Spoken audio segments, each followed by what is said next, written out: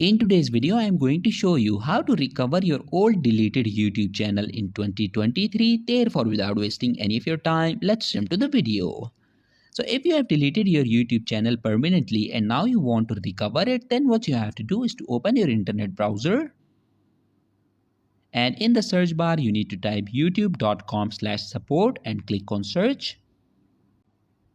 Now click on these three horizontal lines at the top left corner of your screens. Then scroll down and click on submit a feedback. Click on next. Okay, now in this box you need to briefly state the issue that you are facing. You have to write down that you deleted your YouTube channel permanently and now you want to recover it. At the end, also mention the email address that was linked with your YouTube channel. Once you have done that, click on the send option. And after you click on send, within the next 24 hours, your permanently deleted YouTube channel will be restored. So that was it for this video and I'll see you guys in the next one. Peace out.